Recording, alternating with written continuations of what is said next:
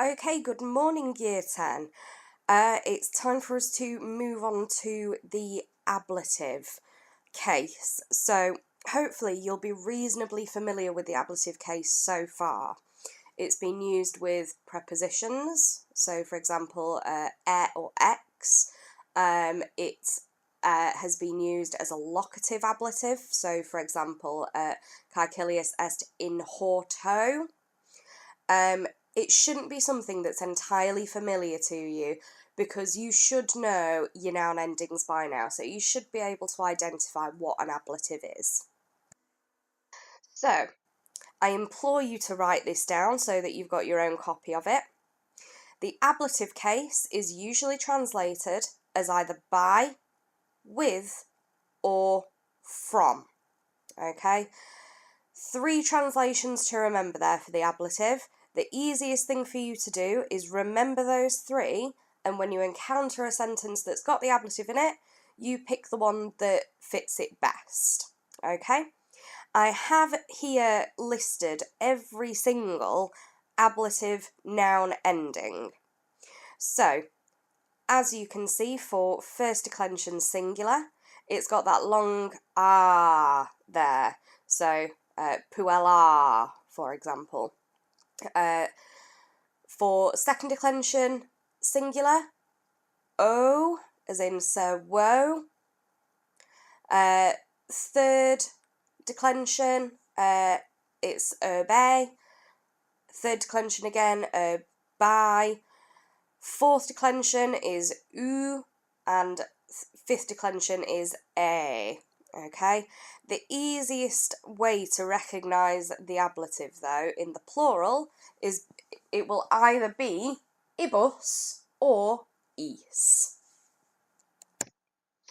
So, here's some examples for you. Roma discessit, he departed from Athens.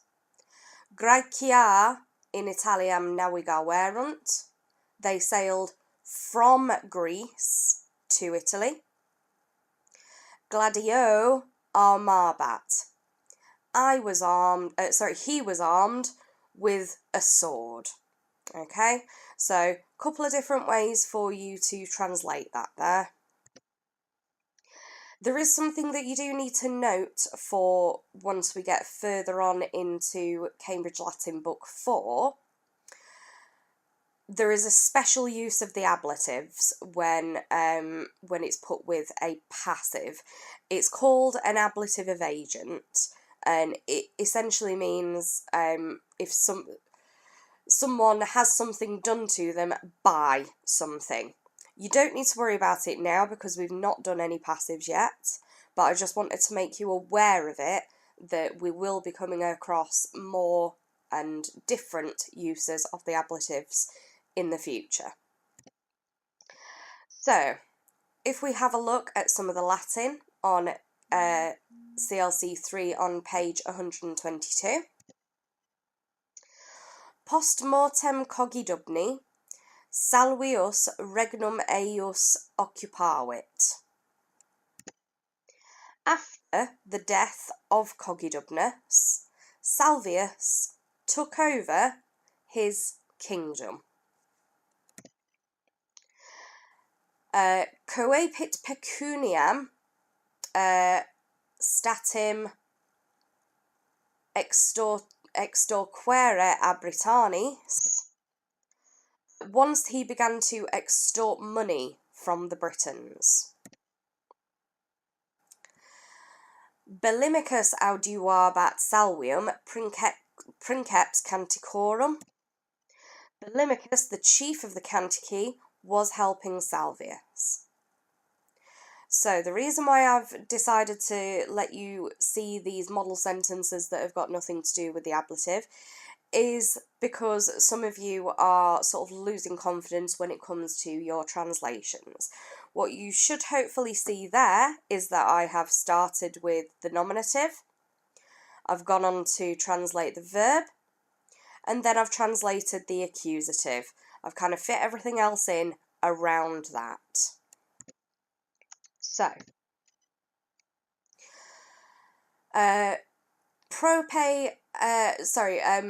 Agricola Britannicus habitabat prope aulam, qui noluit tradere pecuniam salvio.